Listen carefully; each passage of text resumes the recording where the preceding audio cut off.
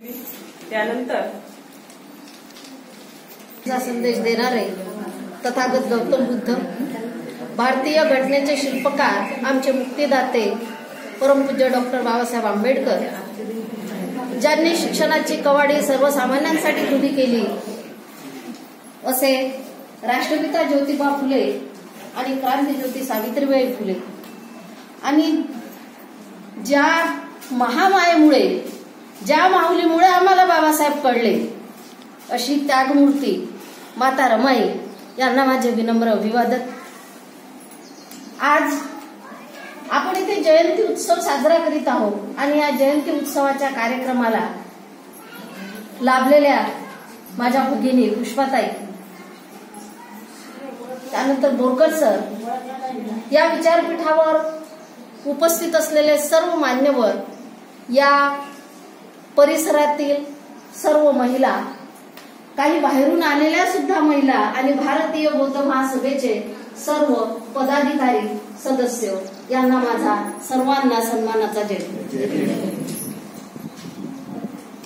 याआधी स्नेहलने खूप छान असं अगदी थोडक्यामध्ये माहिती दिली, खूप सुंदर अशी माहिती होती.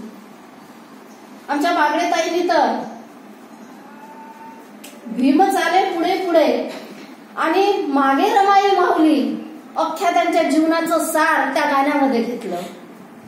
मोसमीताईंनी तर पूर्ण रमाईची जीवनगाथाच आपल्या समोर उघड केली. जेवढं बोलू तेवढं कमीच आहे, कारण रमाई होती म्हणून बाबासाहेब आपल्याला दिसले.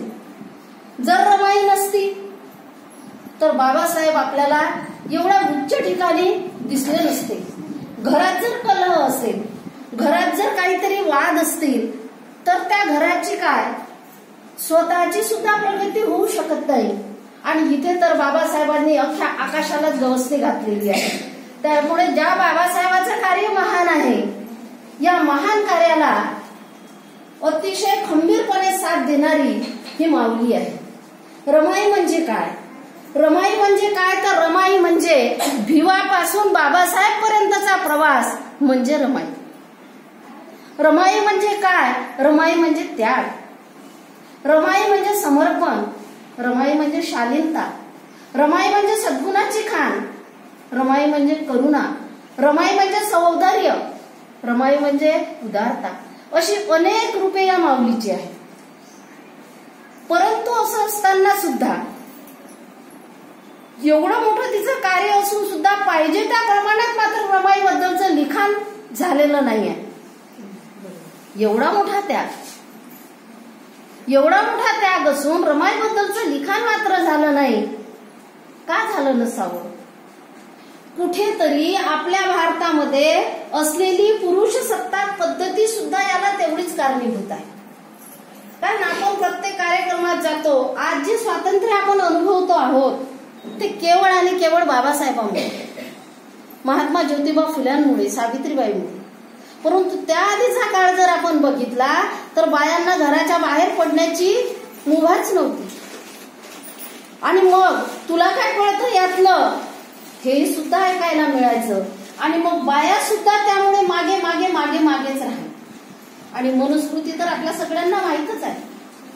म्हणजे म्हणून कदाचित त्यांच्या जीवन पटावर पाहिजे तसा प्रकाश टाकण्यात आलेला नसावा.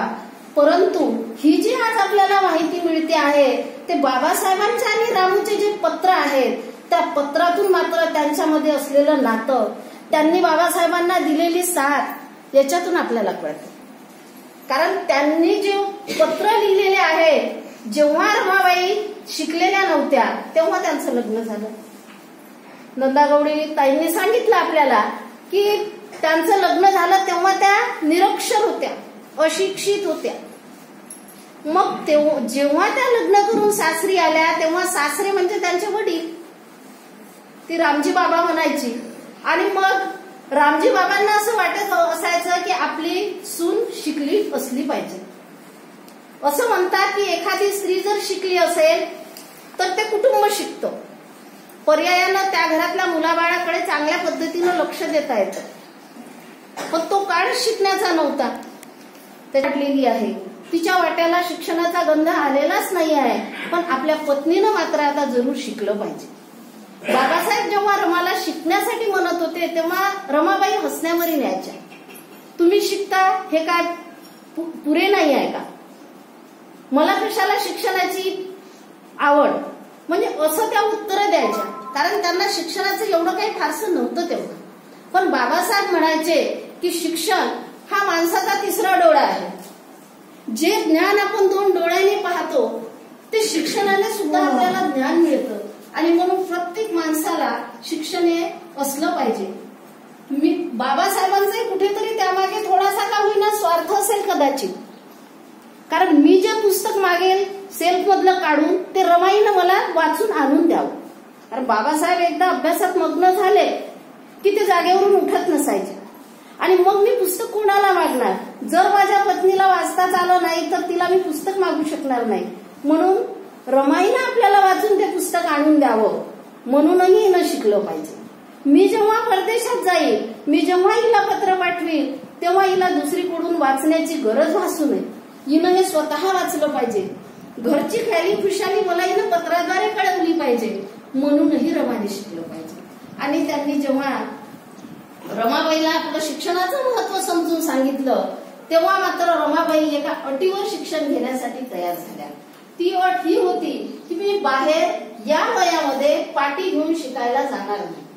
तर तुम्ही मला जर घरातल्या घरात शिकवत असाल तर मी शिकण्यास तयार आहे. आणि बाबासाहेब जी पुस्तकाच्या वरच डोकं काढत नव्हते, त्यांना थोडासाही वेळ नव्हता, उसंत नव्हती, तरी सुद्धा बाबासाहेबांनी रमाबाईची ही अट मान्य केली आणि त्यांना घरच्या घरी शिकवण्यास सुरुवात केली. त्यांना लिहायला वाचायला शिकवलं, स्वतःची सही शिकवली. आणि जेव्हा रमाबाईंनी भीमरावाचं नाव पाटीवर लिहिलं तेव्हा त्यांना खूप आनंद झाला. तेव्हा कुठं हळूहळू त्यांना असं वाटायला लागलं की मी शिकली हे बरं झालं. तेव्हापासून रमाबाई शिकायला लागल्या आणि त्यांनाही वाचना लेखनाची गोडी वाटायला लागली. या शिक्षणाचा उपयोग त्यांना झाला जेव्हा बाबासाहेब अमेरिकेमध्ये गेले. बाबासाहेब जेव्हा अमेरिकेला गेले तेव्हा रमाबाईला वाटत नव्हतं की बाबासाहेबांनी आता जावं, बाबासाहेबांनी आता गेलं पाहिजे असं त्यांना वाटत नव्हतं. कारण असं होतं की आताच बाबासाहेब आले, सतत बाहेर असतात, आता तरी यांनी घरी राहावं, आपल्या संसाराकडे लक्ष द्यावं. परंतु हा ज्ञानसागर मात्र ज्ञानाचे कण वेचण्यासाठी आतुर झालेला होता. त्याला आपल्या समाजाची दशा पालटवायची होती. त्याच्यामुळे जिथे जिथे जाता येईल तिथे तिथे आपण गेलं पाहिजे, ज्ञानाचा साठा केला पाहिजे. कारण मला माझी समाजाची गुलामी संपवायची आहे, त्यासाठी मला हे केलंच पाहिजे. त्यामुळे बाबासाहेबांनी काही रमाबाईचं ऐकलं नाही. आणि ते बाबासाहेब जेव्हा बोटीत बसले तेव्हा मात्र रमाला रडू खूप कोसळलं. त्यांना असं वाटत होतं की बाबासाहेब आता 2-4 वर्ष येणार नाही. रमाबाईलाही असं वाटत होतं की आता आमच्या दोघांचा संसार चांगल्या रीतीने सुरू व्हायला पाहिजे, बाकीच्या बाया जशा वागतात तसं मी वागायला पाहिजे. परंतु बाबासाहेब मात्र पुस्तक वेडा माणूस.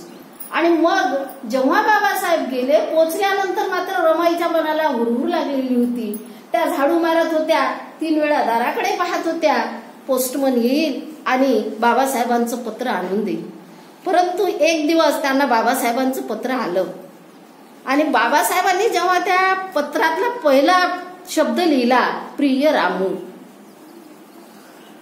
जेव्हा रमाबाईंनी हा शब्द वाचला तेव्हा त्यांना शिक्षणाचं महत्व चांगल्या रीतीनं कळलं. तेव्हा त्यांना असं वाटायला लागलं, खरंच मी जर शिकले नसते तर मला या शब्दाची गरिमा कधी समजलीच नसती. मी दुसऱ्याकडून हे पत्र वाचून घेतलं असतं, मला हे कळलंच नसतं. आपण वरवर पाहता असं वाटते की हा माणूस फक्तच पुस्तकावर प्रेम करतो, पण नाही, त्यांचं त्यांच्या पत्नीवर सुद्धा तेवढंच प्रेम होतं. त्या एका शब्दावरून रमाबाईला जाणवलं. प्रिय रामू, मी पोचलेलो आहे. त्यांनी आपली खाली खुशाली त्या पत्रातून रमाबाईला सांगितली. घरचं कसं काय आहे ते सुद्धा विचारलं आणि रमाबाईला खूप आनंद झाला. ते पत्र वाचून आनंद झाल्यानंतर त्यांनी 3-3दा ते पत्र वाचलं. आपल्या शेजाऱ्या पाजाऱ्यांना दाखवलं, घरातल्या लोकांना दाखवलं. नंतर बाबासाहेबांना त्यांनी स्वतःच्या अक्षरामध्ये उत्तर लिहून पाठवलं. जेव्हा त्यांनी उत्तर लिहून पाठवलं तेव्हा बाबासाहेबांना सुद्धा तेवढाच आनंद झाला आणि त्यांनाही कळलं की रमाबाई शिकल्यामुळे आज ती आपल्याला पत्र लिहून घराची माहिती, इतंभूत माहिती आपल्यापर्यंत पोहोचते आहे. अशी ही रमाबाई रमाची रामू झाली आणि त्यांचा संसार सुरू झाला. तिला कळून चुकलं होतं की आपण लग्न एका माणसासोबत नाही तर एका वनव्यासोबत केलेलं आहे. आपलं लग्न एका वादळासोबत झालेलं आहे आणि म्हणून हे वादळ आपल्याला जिकडे जिकडे नेईल तिकडे तिकडे आपल्याला जायचं आहे. हे तुफान आपल्याला जिकडे जिकडे नेईल तिकडे तिकडे आपल्याला जायचं आहे. कारण या तुफानाला आपल्याला या संसाराच्या बेडीमध्ये अडकून ठेवायचंच नाहीये. आणि आपण कितीही अडकून ठेवण्याचा प्रयत्न केला तरी हे तुफान त्या 4 भिंती पाडून सुद्धा बाहेर जाईल. म्हणून आता आपण कोंडून ठेवल्यापेक्षा त्याला साथ दिलेली बरी. रमाबाईची साथ तशी होतीच, परंतु स्त्रीचं मन आहे ते कधी ना कधी वाटतंच. परंतु तेव्हापासून मात्र रमाबाईने ठरवलं की तिने बाबासाहेबांना पत्र पाठवलं की तुम्ही इकडची चिंता करू नका, तुम्ही आमची चिंता करू नका, घरादाराची चिंता करू नका, तुम्ही तुमच्या अभ्यासाकडे लक्ष द्या.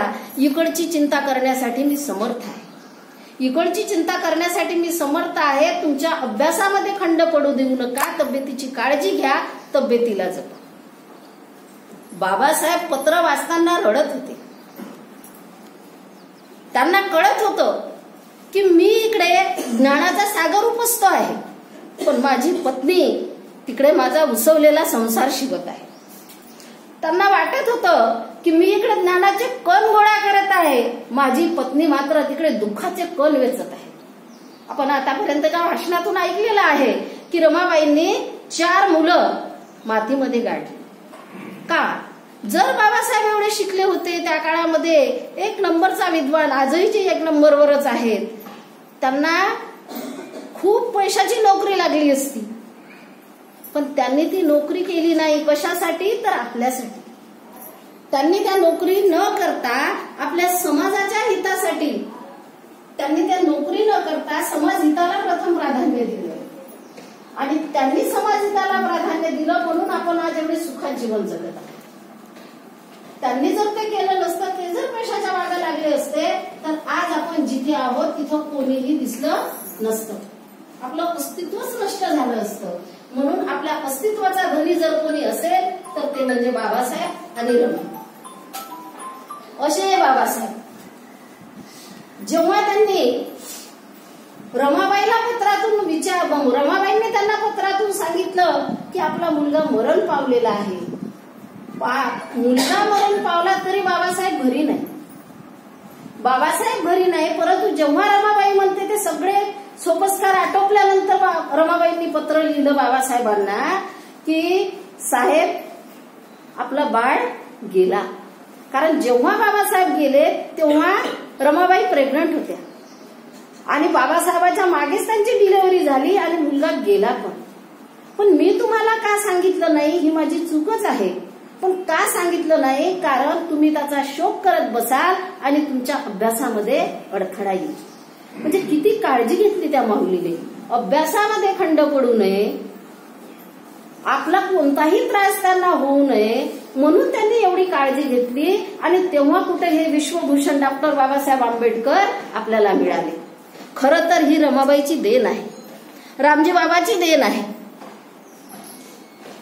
त्यांनी जर प्रत्येक पदोपदी त्यांना आडकाठी आणली असती, प्रत्येक ठिकाणी त्यांना अडवलं असतं तर बाबासाहेबांनाही कुठंतरी आडकाठी आली असती. कदाचित जे झालेलं कार्य ते होऊ शकलं नसतं. परंतु म्हणून बाबासाहेबांचा जर सिंहाचा वाटा आहेच, परंतु रमाबाईचा सुद्धा आहे.